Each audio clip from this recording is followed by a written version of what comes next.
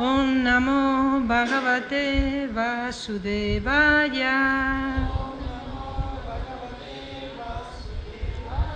Om Namo Bhagavate Vasudevaya.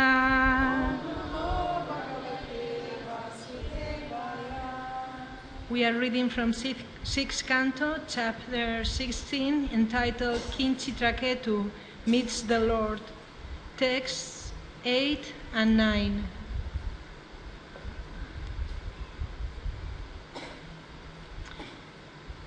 So, verse 8 is on the board, so we are going to read verse 8. And then, because I was told to read 8 and 9, so and then I'll go to 9. Evam Jonigato Jiva Sanityo Nirahankrita Yavat Yatro Palabieta Tavat Swatam Hitasyatat Evam Jonigato Jiva Sanityo Nirahankrita Yavajatro Palabieta Tavat Sat Swatam Hitasyatat Evam Jonigato Jiva Sanityo Nirahankrita Yavajatro Palabieta Tavat Swatam Hitasyatat.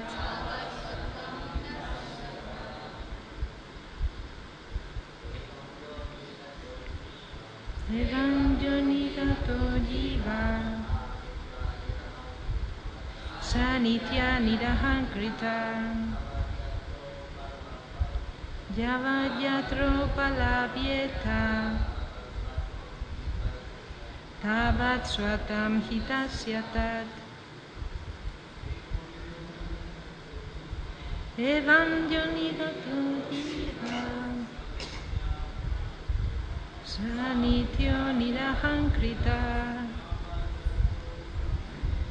Yavajatro Palabieta Tavat Swatam Hitasyatat.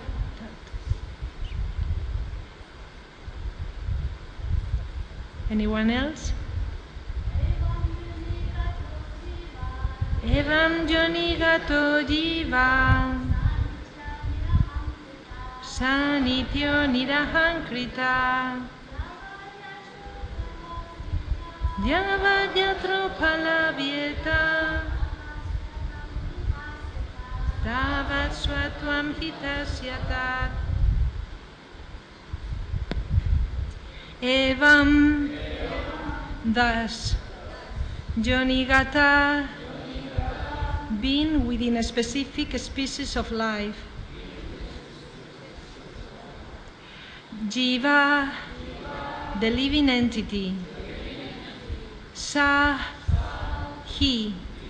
Nitya, eternal. Nirahankrita, without identification with the body. Yavat, as long as. Yatra, where. Upalabyeta, he may be found. Tavat, that long. Swatvam, the concept of self. He, indeed. Tasya, of him. Tat, that. Translation and purport by His Divine Grace A.C. Bhaktivedanta Swami Prabhupada. Even though one living entity becomes connected with another because of a relationship based on bodies that are perishable, the living entity is eternal. Actually, it is the body that is born or lost, not the living entity. One should not accept that living entity takes birth or dies. The living being actually has no relationship with the so-called fathers and mothers. As long as he appears as the son of a certain father and mother as a result of his past fruitive activities, he has a connection with the body given by that father and mother.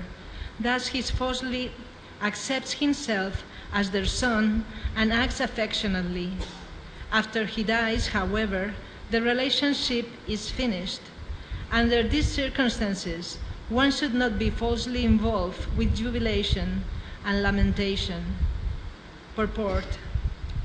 When the living entity lives within the material body, he falsely thinks that he is the body, although actually he is not. His relationship with his body and his so-called father and mother are false, illusory conceptions. These illusions continue as long as one is not enlightened about the situation of the living entity.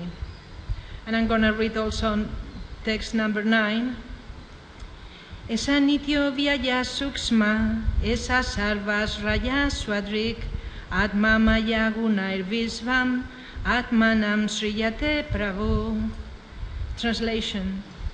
The living entity is eternal and imperishable because he actually has no beginning and no end. He never takes birth or dies. He is the basic principle of all types of bodies, yet he does not belong to the bodily category. The living being is so sublime that he is equal in quality to the Supreme Lord. Nonetheless, because he is extremely small, he is prone to be illusioned by the external energy, and thus he creates various bodies for himself according to his different desires. Purport. In this verse, the philosophy of Achintya Veda, simultaneously oneness and difference, is described. The living entity is eternal, nitya, like the Supreme Personality of Godhead, but the difference is that the Supreme Lord is the greatest, no one being equal to or greater than him, whereas the living entity is shuksma, or extremely small. The Shastra describes that the magnitude of the living entity is 1/10,000 the size of the tip of a hair. The Supreme Lord is all-pervading, andantarasta paramanu chayantarastam. Relatively, if the living entity is accepted as the smallest, there should naturally be inquiry about the greatest. The greatest is the Supreme Personality of Godhead, and the smallest is the living entity. Another peculiar characteristic of the jiva is that he becomes covered by maya, atma maya gunai. He is prone to be covered by the Supreme Lord's illusory energy. The living entity is responsible for his conditional life in the material world, and therefore he is described as Prabhu, the master. If he likes, he can come to this material world, and if he likes, he can return home back to Godhead. Because he wanted to enjoy this material world, the Supreme Personality of Godhead gave him a material body through the agency of the material energy. As the Lord himself says in Bhagavad Gita 18:61, Isvara sarvabhutanam hridesya arjunatistati brahmayan sarvabhutani yantra rudani mayaya. The Supreme Lord is situated in everyone's heart, O Arjuna, and is directing the wanderings of all living entities who are seated as on a machine made of the material energy. The Supreme Lord gives the living entity a chance to enjoy in this material world as he desires, but he openly expresses his own desire that the living entity give up all material aspirations, fully surrender unto him, and return home back to Godhead. The living entity is the smallest, Sukshma. Jiva Goswami says in this connection that the living entity within the body is extremely difficult for materialistic scientists to find. Although we understand from authorities that the living entity is within the body, although we understand that. The body is different from the living entity. Omang gyanati mirandasya gyananjana salakaya chaksurum militan gyena tasmai Shri Gurave namaha Sri Chaitanya Manovistam Stapitam Yena Bhutale Swayam Rupa Kadamahyam Dadati Swapadantikam. He Krishna Sindhu Dinabandhu Jagatpate Gopesha Gopika Kanta Radha Kanta Namostute Tapta Kanchana Gourangi Radhe Vrindavanishvari Vrisavanu Sute Devi Pranamami Hari Priye Vancha Kalpatarubhyascha Kripa Sindhubhya Evacha Patitanam Pavanebhyo Vaishnavebhyo Namo Namaha. Sri Krishna Chaitanya Prabhu Nityananda Sri Advaita Gadadhar Srivasadi Gaura Bhakta Vrinda. Hare Krishna Krishna Krishna Hare Hare Hare Rama Rama Rama Hare Hare.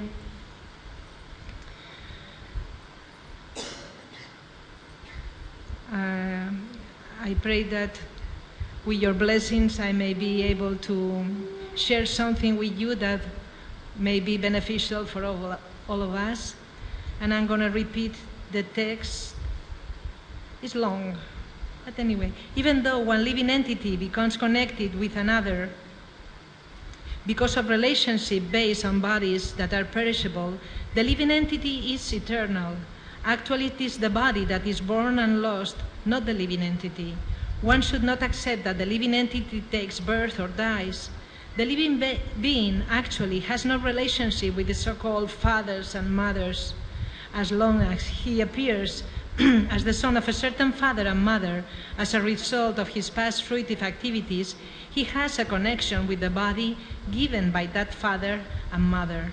Thus, he falsely accepts himself as their son and acts affectionately. After he dies, however, the relationship is finished. Under these circumstances, one should not be falsely involved with jubilation and lamentation. So, even though one living entity becomes connected with another because of the relationships based on the bodies that are perishable and temporary, the living entity is eternal. So, we the soul, the living beings, actually cannot be affected by this material energy. It's very powerful, but we have nothing to do with the material energy because we are the soul. Jivera Svarupoi Krishnera Nityadas. We are eternal servants of Krishna. That's the fact. By coming in contact with material nature, we forget, and then we act as a person in a machine, as a person driving a car. No, sometimes drivers get really identified with their cars, and as soon as another car comes in front, they horn and they get. Person who was peacefully driving to some holiday vacation or something, all of a sudden gets so upset and irritated, no? And it's due to identifying himself with the car. No? This car is mine. No? And then if someone crashes the car, he becomes desperate, ready to punch the other person, the other driver. No? So that's the condition, no, of the living entity within the body. But actually, the body and the soul can never be, they are never one. They are different realities. One is temporal reality and the other is the eternal reality. But it's like if we have paint. We have a blue recipient with blue paint and another recipient with yellow paint. So if we mixed both paints, it becomes green. It cannot be separated. It becomes green. And this is the situation of the soul when it identifies with the body. It starts acting as it would be the body, and thus is ready to harass others who come in between him, me, and my pleasure. So that's the results of falsely identifying with the body. You know? So in this situation, the body starts to think that everything is meant for my pleasure. So this is a characteristic. This means thinking that I am the enjoyer. I am God, actually. When I behave in this way, although I know I am spirit, soul, eternal servant of Krishna, when I become perturbed by another person who comes in between my plans or my schedule, then I am behaving as if I would think that I am God. And this is what is inside the consciousness. I think I am God. That's why I get bewildered and irritated when someone breaks my plans. So, what is the nature of the soul? The soul is eternal, full of knowledge and bliss. And the body is just the opposite, is temporary, is asat. And the characteristic of asat is ignorance and suffering. Because in ignorance one cannot really be happy, because one will be embracing the wrong things to get happiness. One may get some temporary happiness, but if the person does get that temporary happiness, it's cause of greater distress, because if one experiences happiness, then one does not want to lose it. So then what to do? No? We need some solution to this problem, no? And the point is the consciousness, no? The point is, remember that I am the eternal soul, the eternal servant of Krishna, Jivera Svarupoi, Krishnera Nityadas, and therefore there is nothing that really can affect me, no? And we see there are examples of devotees who have been in very difficult situations, as in Russia, no? Being in concentration camps, being forbidden to chant the holy name, not being allowed to dress in devotional clothes, not wearing tilak, not even having an altar, not even photos of the spiritual master and Krishna, no?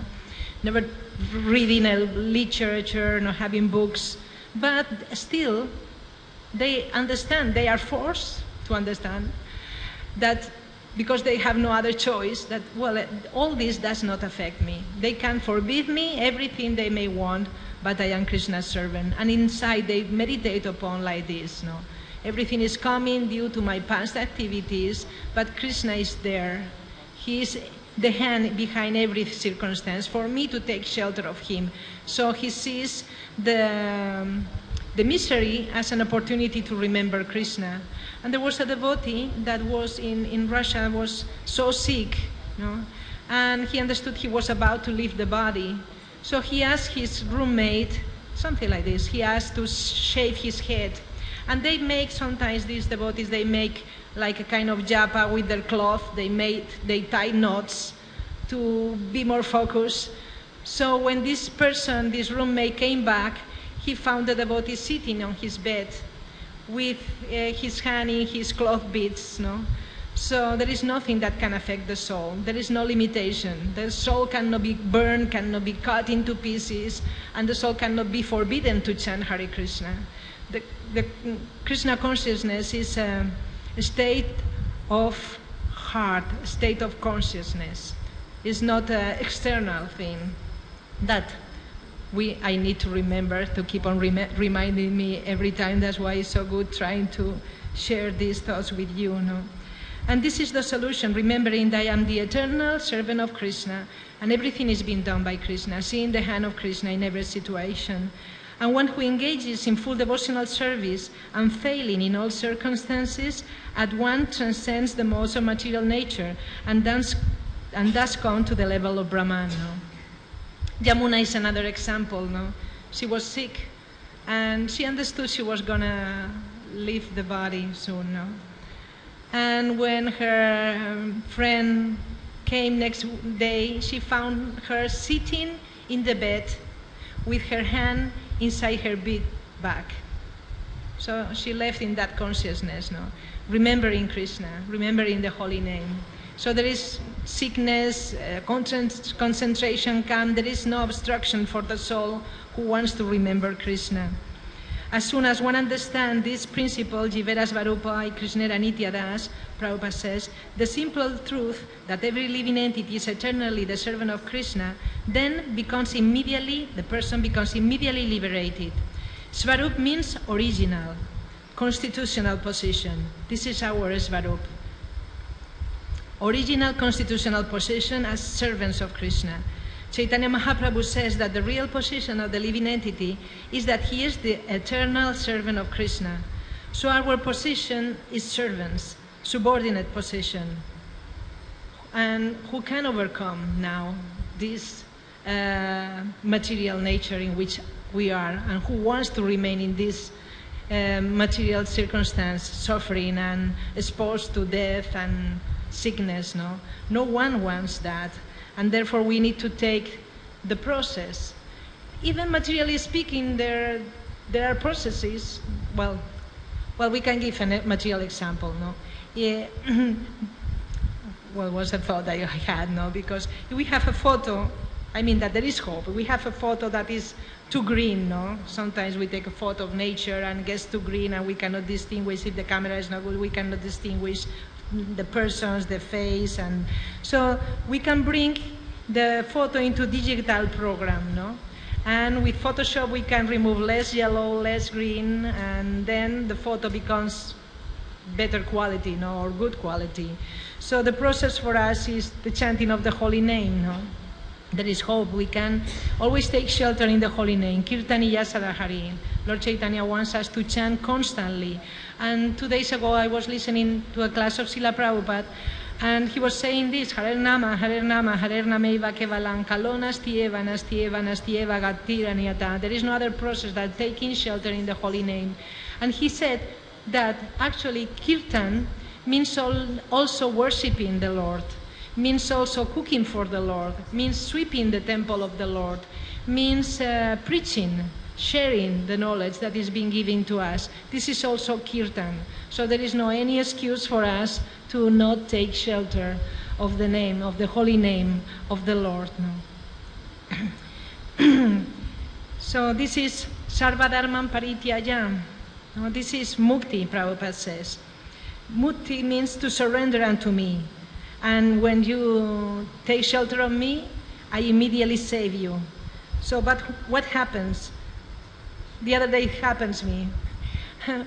We are supposed to take shelter of Krishna and see everything as the hand of Krishna, but we are so covered. No? The other day in the temple, a devotee told me, move to a side. But I have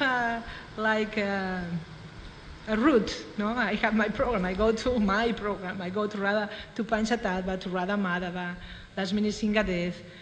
And I was so into my program that if I didn't see the devotee as the hand of Krishna, to opportunity to please Krishna. So fortunate. A devotee telling me, move to this side.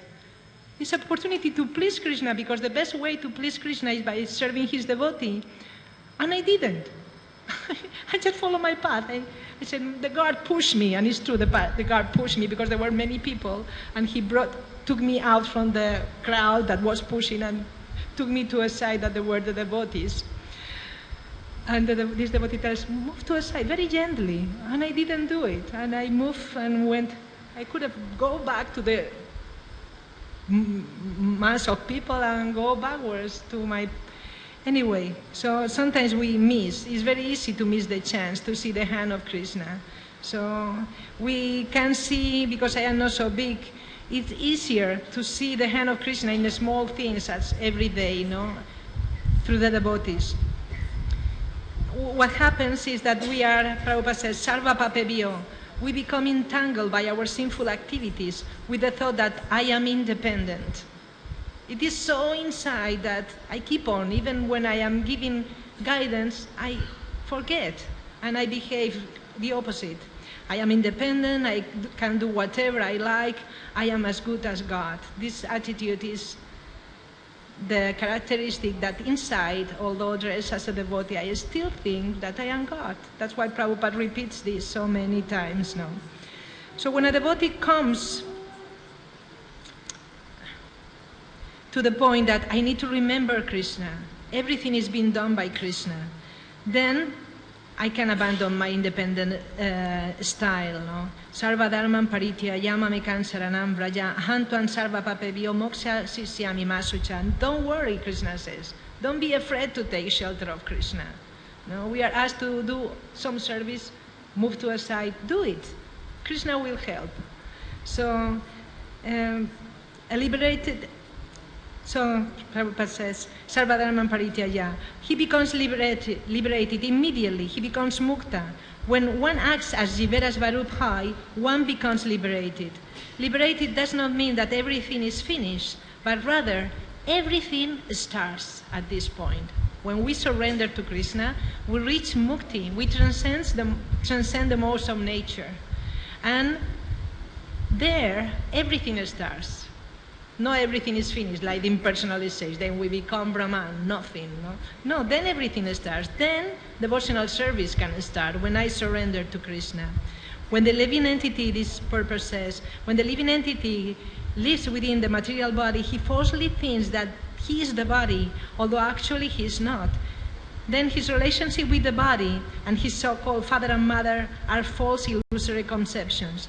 And these illusions continue as long as one is not enlightened about the situation of the living entity. And the situation is that I am Jivera Svarupoi, Krishnera Nityada, Krishna's eternal servant. And then in the next verse, Srila Prabhupada in the purport talks about Achintya Veda, Veda Tattva, that we simultaneously oneness and difference. So the living entity is Nitya, it's like the Supreme Lord, it's eternal, it's never gonna die. We are eternal beings. And the Supreme Lord, the Supreme Personality of Godhead, is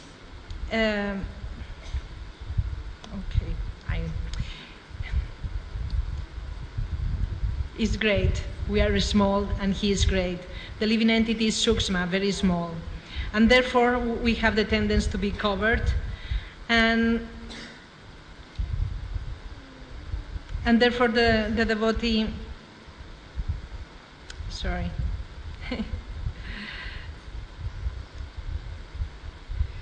So we need to remember Krishna. As soon as we remember Krishna, the cloud goes away. Like the sun now is entering very mildly, it's very mild, shy, very shy sunshine, little lit, but the sun is coming, So when we remember Krishna, Krishna comes in as much as we remember to him, So therefore Krishna is like the sunlight and Maya is compared to darkness. Wherever there is light, there cannot be darkness. And therefore the devotee prays, O my Lord, primeval philosopher, maintainer of the universe, regulating principle and destination of your pure devotees, please, my Lord, remove the effulgence of your transcendental rays so that I can see your form of bliss. You are the Supreme Personality of Godhead, like the sun, as I am. We are the smallest and he is the greatest. But as soon as we come in contact with Krishna, then darkness is dissipated. So I don't know if you have any questions or comments, something to say or to subtract.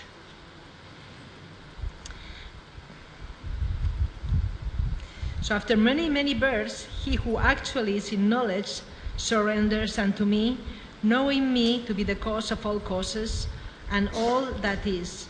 Such a great soul is very rare.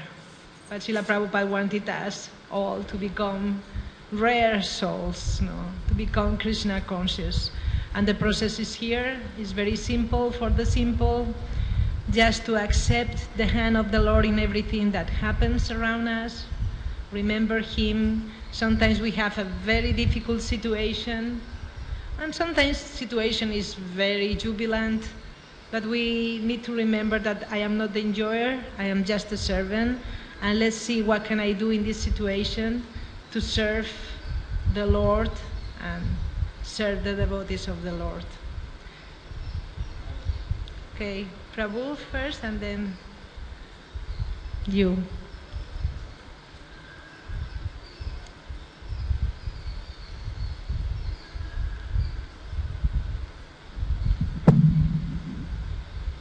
As we are practicing this false ego, it's constantly covering our consciousness.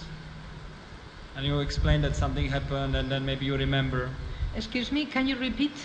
As we are practicing, yes, the false ego yes, is covering our consciousness. Yes. Even if something happens, maybe some situation, and then you are forced to remember Krishna. I remember like that, I remember two things. one sad experience. I didn't finish it. What? I didn't finish. Oh, okay. So you are forced to remember Krishna, but then again we forget. Hmm.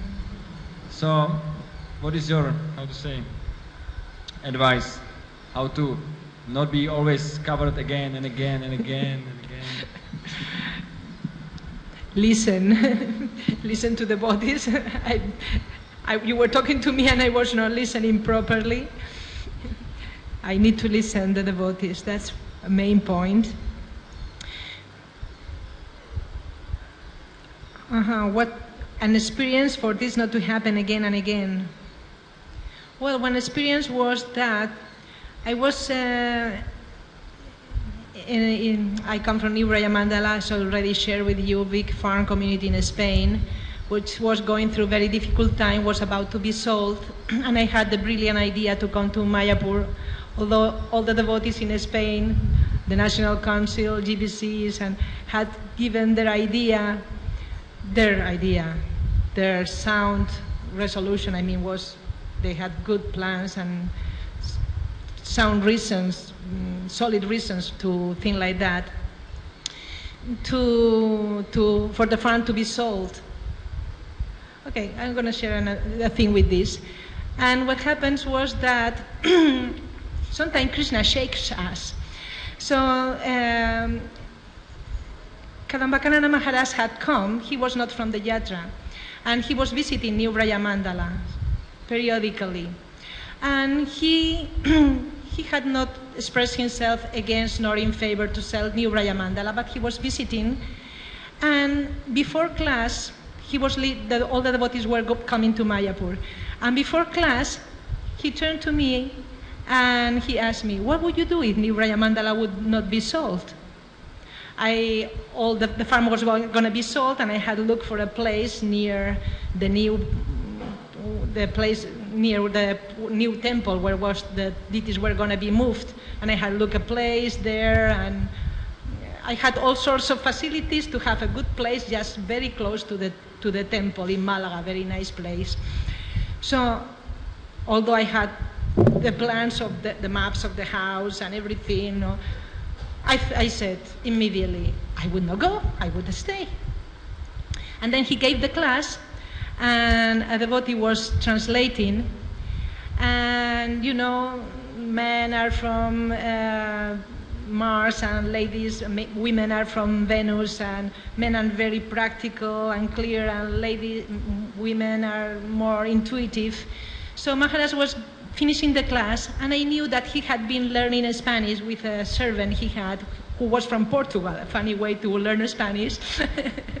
A nice devotee. So and Maharaj is very expert in languages, so he was becoming a little bit fluent with Spanish.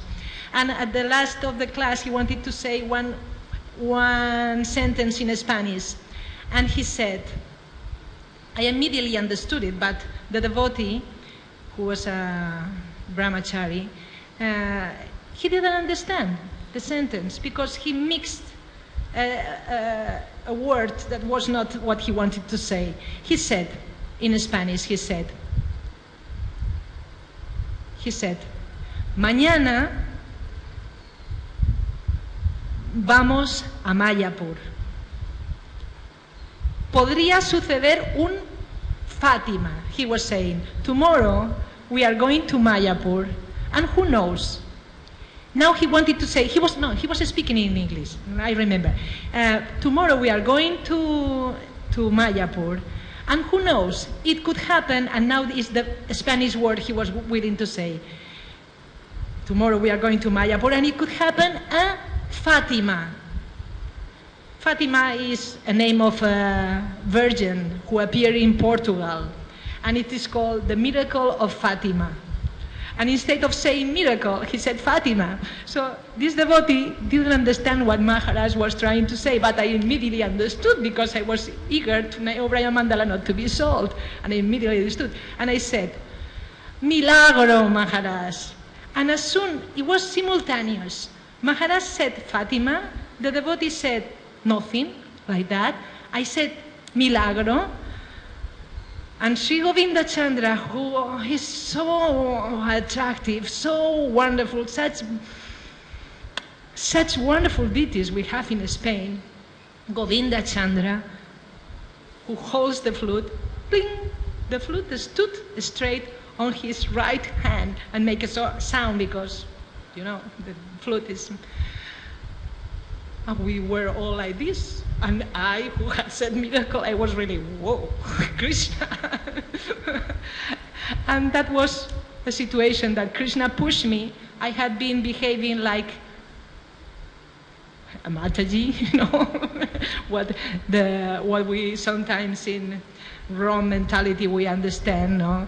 A person who is sometimes that doesn't express herself. Sometimes we get this concoction.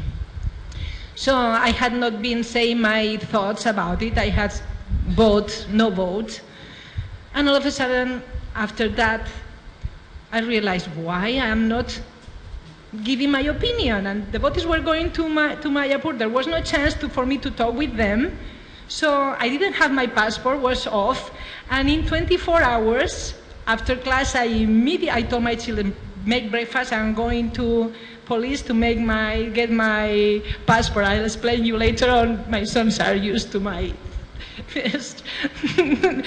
to their mother. So I said, okay, something fun is going to happen. She will tell us later. And they prepared breakfast. So I went, in 24 hours, I got the passport, I got the visa, I got a person. I found a devotee who had been managing New Raya Mandala. And I told him, Prabhu, I don't know what I'm doing, but I'm going to Mayapur to give my opinion. And I got my passport. Do you know many persons who have companies to sell tickets? And he said, but I have no money. And he said, okay, good, because the person who wanted to give a donation to New Raya Mandala has blocked the bank to send it because it's going to be sold. I'm going to talk to him, let's see if he wants to give it to you for you to go to Mayapur. He said, great, good idea, because I don't want New Raya Mandala to be sold. He phoned to a friend, and this gentle Indian, because Indians are so pious, Indian person gave me a ticket without having money, because the money was blocked. It was going to take a week to reach. So sometimes Krishna works like that, no? And I came to Mayapur with a photo of Radha Govinda Chandra. And New Raya Mandala was not sold. Of course, EBCs were asking me why. I only wanted to give my opinion. I didn't have a plan. I said, well, according to my perspective, New Raya Mandala should not be sold. Has no depths, wonderful place, and wonderful deities have been installed for so many years. New Raya Mandala was not sold, and when I came back, I found with all the keys for 200 persons to be hosted in the farm, the accounts, the deity worship. There were no pujaris. I got all the pujas, everything. Not the cooking, fortunately, there was a cook. And Kadambakanana Maharaj asked the only pujari that was there not to leave. And he said, okay, I will wake up the deities in the morning and make the bath of the small deities, that's all. And Maharaj also asked me to make dramas. And I would write the scripts because I would only have children and one bhakta, so I would write the scripts according. So Krishna can turn things like that. And then another thing happened, and that's why I'm here also after some years. And now New Raya Mandala is going so nicely, no? So Krishna comes into our lives, and I didn't have time to keep on with this mentality because 2 hands were not enough. So this is what was your question again? Is this well, I don't know if what was the question? How to not forget Krishna. How? Not to forget, because we are constantly forgetting. How to forget? Sometimes we remember when something happened, like you describe your story. How not to forget Krishna? But and again, we get covered, our false ego again present, that we are something special and like that, you know. So praying to Krishna, I was in a difficult situation. I was praying to Krishna, pray to Krishna, and Krishna will move things in such a way that we won't be able to forget Krishna. So this story comes because of this. We pray to Krishna. I was praying to Krishna every day. Every day. And Krishna will behave in ways that we won't be able to forget him. And that's why I'm praying again, because we come again, but then it is like a child, no? One starts learning how to run a bicycle and he runs and then falls, and then, or a child who is learning to walk, that gives 3 steps and then falls, and then gets up again, and then gives 10 steps and falls again. So we have to keep on practice. We pray to the Lord, Krishna places us in a circumstance that we cannot forget him, then we forget again, and then we keep on praying again, like that. It's a bit late. Oh no, it's still time. For her, she had also a question.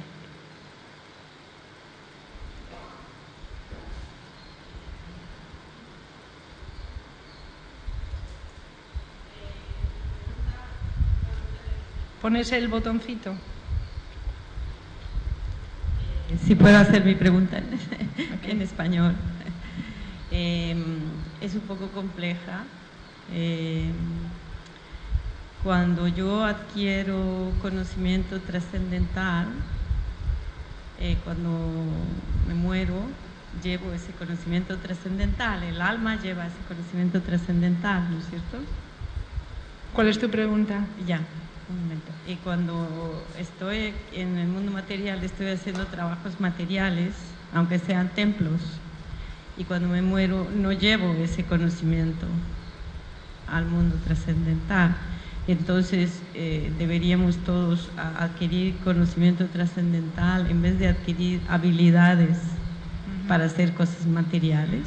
Bien, entonces tu pregunta es que la constitución del alma es eterna de conocimiento, el conocimiento trascendental, y cuando estamos sirviendo nos ocupamos en trabajos y por tanto ese conocimiento trascendental no se manifiesta. Entonces, ¿cómo descubrir, cómo...?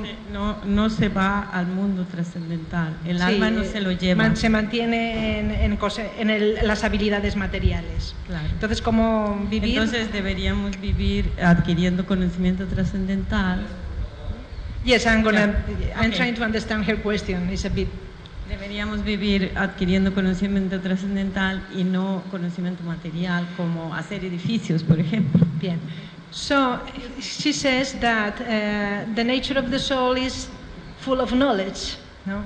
Transcendental knowledge, but we find ourselves even being here in Mayapur, and we are employing our abilities, material abilities, as building buildings, as her service, she is an architect. So her knowledge is material knowledge. No? So how we can experience spiritual knowledge, transcendental knowledge? How can we overcome matter? No? ¿Cómo podemos superar esa how to work in devotional service instead of material, building buildings. No? So, yes, the soul is full Satchidananda Vigraha, is eternal, full of knowledge and bliss. And the matter body is the opposite, no? It's temporary, ignorant, and full of miseries. And knowledge, even knowledge, material, we can achieve material knowledge. As you are an architect, you have so much knowledge about how to build buildings, no? And we can say you are very intelligent, but if this intelligence, we don't use it for the service of Krishna, even though one may be, this is your question, even though one may have so much material knowledge, we are not grasping spiritual, the nature of the soul, no? So that's why we have sadhana bhakti. Sadhana bhakti is a process, is practicing to be a devotee. I cannot move in the spiritual realm of eternity, full knowledge and full bliss, but gradually. It can happen very fast, in a moment, Prabhupada says, but generally it is a process, and therefore we have sadhana bhakti, and therefore we have varna, ashram, dharma. So according to our nature, the spiritual master engages in a service in which we can use the intelligence. The intelligence is being given by Krishna. Don't forget that. Whatever intelligence I have is being given by Krishna. So the only thing I need to do is to use this intelligence in the service of Krishna. And remember this, I may be working with lines and mathematics and all this, and when I am working with mathematics and doing lines very precisely, maybe one is thinking Hare Krishna, but maybe one has to be measuring the millimeters, the centimeters, you know. Your intelligence and concentration has to be there. But because the spiritual master has told you to build buildings for Mayapur, that's perfect. I think I am the doer. That's why I think I have to remember Krishna.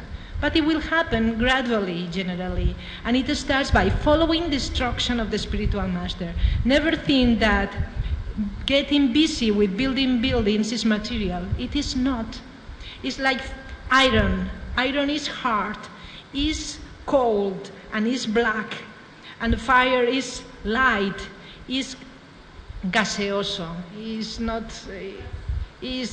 soft. It has no shape, no? And it's light. So what happens? When we place the iron inside the fire, when we use our material abilities, although I may be dealing with numbers, that consciousness, although I do not perceive, is becoming spiritualized, is becoming purified, because I am no longer acting for my pleasure. I do not want to have a building in Mayapur, thousands, hundreds or whatever, or 10 buildings in Mayapur. You are not building a building because you want to have this building for you. You building the building to please your spiritual master and Krishna and the mission of Chaitanya Mahaprabhu. I think this is clear. What we need is to follow the instructions given by the spiritual master, and then our consciousness becomes purified and becomes like fire. It becomes transcendental to the modes of nature. And why? Because we give the soul to this service, then other things come in between, and we are not interested. We are no longer interested in eating the cake that is on the street, no longer full of eggs and whatever consciousness is there. We do not longer feel attracted to it. So it's happening. Don't think that your consciousness is not changing. Although you may be dealing with numbers and lines, your consciousness has changed. You are no longer interested in eating food that is not offered to Krishna. You are attracted to come into the temple, to live with devotees. You are no longer attracted to live in a city in Spain full of cars and horns and a beautiful apartment with no scorching heat like sometimes we experience here. You are no longer attracted to this. You want to live here. So your consciousness, this proves, and what are you doing? You are following the instruction of your spiritual master. So this is the only thing. We need to engage our senses, our mind, our intelligence in the service of Krishna. Sadhana bhakti, according to our nature, our varna, and dharma, ashram also. That's all I can say. Thank you very much. Thank you very much. All glories to Srila Prabhupada and all glories to the devotees.